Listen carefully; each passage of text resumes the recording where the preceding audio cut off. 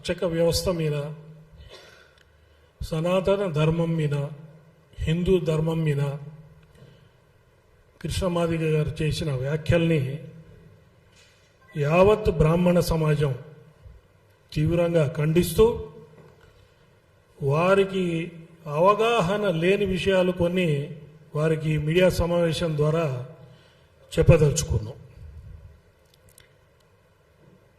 వారు త్రేతాయుగం నాటి చర్చ తీసుకురావటం జరిగింది. రాముడు రావణాసురుడితో యుద్ధం చేసినప్పుడు వానరులు సహాయం చేశారు, వానరులు అడవిలో ఉంటారు కాబట్టి వారు ఆదివాసులని. అసలు త్రేతాయుగంలో కుల వ్యవస్థ అనేదే లేదు.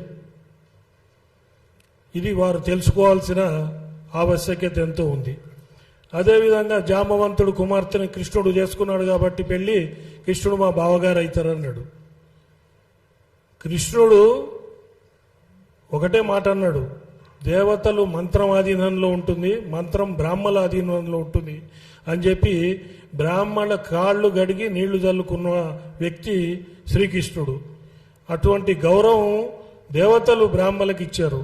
ఇది కూడా మీరు తెలుసుకోవాల్సిన అవసరం ఉంది.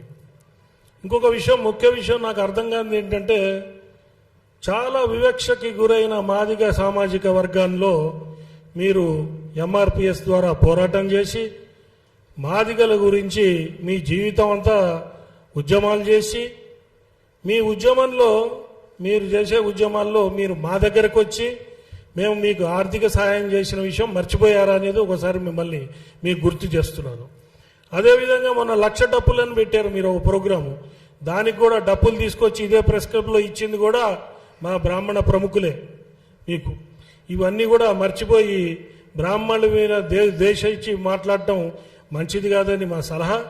అదేవిధంగా బ్రాహ్మణ సమాజం కూడా 90% ఫైనాన్షియల్గా చాలా ఆర్థికంగా వెనకబడి ఉన్నది. ఇప్పుడు మీరెట్లయితే వెనకబడి ఉన్నారో బ్రాహ్మణ సమాజం కూడా వెనకబడి ఉంది. మనం కలిసి ఆర్థిక పరిస్థితులు బాగున్న వర్గాలతో మనం కలిసి పోట్లాడదామా, లేకపోతే మనం అనుకొని విడిపోదామా? ఇది ఒకసారి మీరు ఆలోచించాలి. ఎందుకంటే బ్రాహ్మణులు జ్ఞానం, ధర్మం, త్యాగం, సేవ, ఈ 4 విషయాల మీదే బ్రాహ్మణ్యం నడుస్తూ ఉంటుంది. వేల ఎకరాలు, వేలాది కోట్లు మొత్తం పోగొట్టుకొని సమాజం కోసం త్యాగం చేసి సేవ చేసి బ్రాహ్మణులు ఉన్నారనే పరిస్థితి మీరు తెలుసుకోవాల్సిన అవసరం ఉంది. ఇప్పుడు మీరు మాట్లాడిన దాన్ని బట్టి మొన్న సనాతన ధర్మం మీద, హైందవ ధర్మం మీద వ్యతిరేకంగా మాట్లాడినట్టే. రాజ్యాంగాన్ని మారుస్తామంటే రాజ్యాంగేతర శక్తి మీరు రాజ్యాంగాన్ని మారుస్తా అన్నారు. అర్చకులకి పూజ చేయటం పేటెంట్ అన్నారు. పేటెంట్ అని మేము ఎప్పుడు అనలే.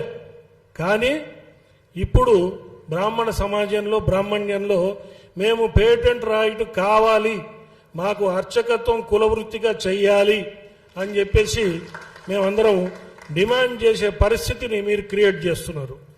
దేవాదాయ శాఖ, ధర్మాదాయ శాఖలో కూడా అర్చకుల కోసం పరీక్షలు జరిగితే వారు దేవతారాధన, వేదాధ్యయనము, తర్వాత ఆగమ శాస్త్రంలో పట్టు ఉన్న వాళ్ళే అక్కడ సెలెక్ట్ అయ్యి పూజారులుగా ఉంటారు. దానికి బ్రాహ్మలే అటెండ్ కావాలని చెప్పి దేవాదాయ ధర్మాదాయ శాఖ కూడా చెప్పదు. ఎవరికి తెలివి, జ్ఞానము, స్పష్టత, వాక్శుద్ధి ఉంటుందో వాళ్ళు సెలెక్ట్ అయ్యి వస్తారు. మీ ఇంట్లో మంచైనా మీ ఇంట్లో చెడైనా కావాల్సింది మేము అన్ని కార్యక్రమాల్లో ఉంటాం. మీతో సహపంక్తి భోజనాలు చేయడానికి రెడీగా ఉన్నాం. అందుకని దయచేసి గౌరవించి బ్రాహ్మణుల్ని కించపరిచే విధంగా మీరు మాట్లాడకూడదు. మీరు దళిత క్రైస్తవులుగా మారిన వాళ్ళకి ఎస్సీలుగా ఉండే రిజర్వేషన్ రాకూడదు అని సుప్రీంకోర్టు ఆఫ్ ఇండియా జడ్జిమెంట్ ఇస్తే దానికి వ్యతిరేకంగా మాట్లాడారు.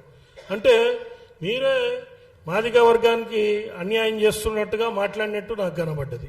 అదేవిధంగా సనాతన ధర్మం, హైందవ ధర్మము, మీరు ఏ పార్టీ నుంచి అయితే వచ్చారో, ఏ పార్టీ ద్వారా పద్మశ్రీ తెచ్చుకున్నారో ఆ పార్టీకి కూడా మీరు వ్యతిరేకంగా మాట్లాడినట్టుగా నాకు కనబడ్డది. అదేవిధంగా దళిత క్రైస్తవులు వాళ్ళు ఎస్సీల రిజర్వేషన్లు తీసుకుంటున్నారు, సి కింద వస్తారు, బీసీ రిజర్వేషన్లు తీసుకుంటున్నారు. మరి వారు మైనారిటీలుగా ఉండి ఆ రిజర్వేషన్లు కూడా తీసుకుంటున్నారు.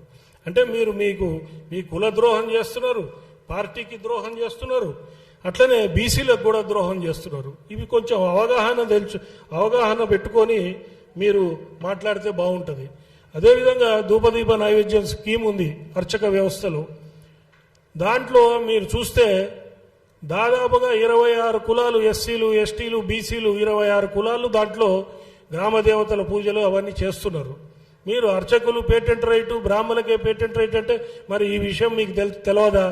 లేదా తెలిసే కావాలని మాట్లాడుతున్నారా? దీని వెనక ఏదైనా కుట్ర దాగి ఉందా? ఇవన్నీ కూడా ఆలోచించాల్సిన పరిస్థితి ఈరోజు ఉంది. అదేవిధంగా ఇంతకుముందు ఒక సినిమా యాక్టరు బ్రాహ్మణుల గురించి ఇట్లనే మాట్లాడి ఆయన కూడా పద్మశ్రీ అవార్డు, చివరికి ఆయన పద్మశ్రీ అవార్డు పోయే పరిస్థితి అయ్యి చివరికి క్షమాపణలు చెప్పి చంపలేసుకొని వెనక్కిపోయిన పరిస్థితి మీరు అందరు చూశారు. ఆ పరిస్థితి మీకు రావాలని మేము కోరుకోవట్లేదు. ఇప్పటిదాకా మీరు మాకు సహకారం అందించారు, అట్లనే ఉండాలనేది మా ఆకాంక్ష. అదేవిధంగా మీరు పద్మశ్రీ అవార్డుగా మీరు ఉన్నప్పుడు రాజ్యాంగ వ్యతిరేకంగా మాట్లాడడం తగదు. అదేవిధంగా మీరు ఏదైతే వ్యాఖ్యలు చేశారో ఆ వ్యాఖ్యల్ని దయచేసి పెద్ద మనసుతోని అవగాహన తెచ్చుకొని విషయాలన్నీ ఈ ప్రెస్ మీట్ ద్వారా మీరు ఆ వ్యాఖ్యలు వెనక్కి తీసుకుంటారని చెప్పి మేము ఆశిస్తున్నాం. 2-3 రోజుల్లో వెనక్కి తీసుకుంటే గౌరవించి ఇక్కడికి వచ్చిన బ్రాహ్మణ పెద్దలందరూ కూడా వచ్చి మీ దగ్గరకు వచ్చి మిమ్మల్ని సన్మానించుకుంటాం. అదేవిధంగా మీరు వ్యాఖ్యలు వెనక్కి తీసుకోకుండా మొండిగా అవగాహన లేకుండా రాజ్యాంగేతర శక్తిగా మాట్లాడితే మాత్రం బ్రాహ్మణులు ఈరోజు ఐక్యమత్యం వచ్చింది. బ్రాహ్మణ సంఘాలన్నీ కలిసి ఈ భాషను ఒక వ్యవస్థను పెట్టుకున్నాయి. ఇప్పుడు బ్రాహ్మణులు తిరుగుబాటు చేసే స్టేజ్కి వచ్చారు. దయచేసి నిరసన కార్యక్రమాలు ప్రజాస్వామ్యయుతంగా మేము చేయటానికి రెడీగా ఉన్నాం. ఒకవేళ మీరు వ్యాఖ్యలు వెనక్కి తీసుకోకపోతే బ్రాహ్మణులు లోకా సమస్త సుఖినో భవంతు, మీరు 100 ఏళ్లు బతకండి, సంతోషంగా ఉండండి, దీవించే బ్రాహ్మణ్యంలో ఒక మూలన పరశురాముడి అంశ కూడా ఉంటుంది. ఆ అంశాన్ని బయటికి తీసుకొచ్చి మీ కులము దెబ్బతినుంది, మా కులం దెబ్బతినుంది, మనం పొట్లాడాల్సింది ఎవరితోని అది ఆలోచించుకొని దయచేసి ఈ వ్యాఖ్యలు వెనక్కి తీసుకుంటారని చెప్పి ఈ పత్రికా ముఖంగా నేను మిమ్మల్ని ఒక రకంగా రిక్వెస్ట్ చేస్తూ మీరు మా గౌరవాన్ని మీ గౌరవాన్ని నిలబెడతారని ఆశిస్తూ ముగిస్తున్నాను. జై హింద్.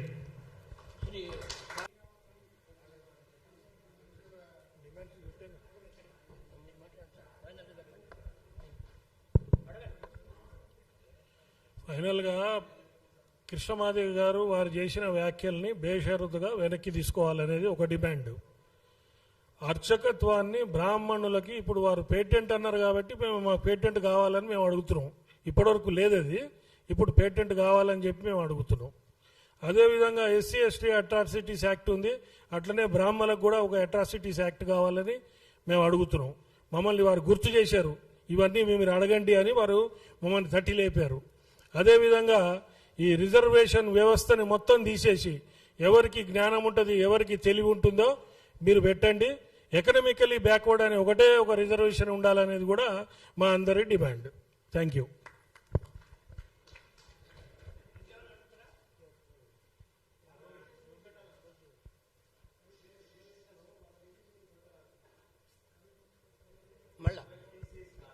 రిజర్వేషన్ వ్యవస్థే తీసేయాలని అంటున్నాం. అంబేద్కర్ గారు 10 ఏళ్ళు ఇచ్చారు, ఇప్పుడు 70 ఏళ్ళు అయింది. వ్యవస్థ తీసేసి ఎవరు కాంపిటీషన్లో ముందరుంటే వాళ్ళకి ఇవ్వండి, ఎకనామికలీ బ్యాక్వర్డ్కి కొంచెం రిజర్వేషన్ పెట్టండి అని అంటున్నాం.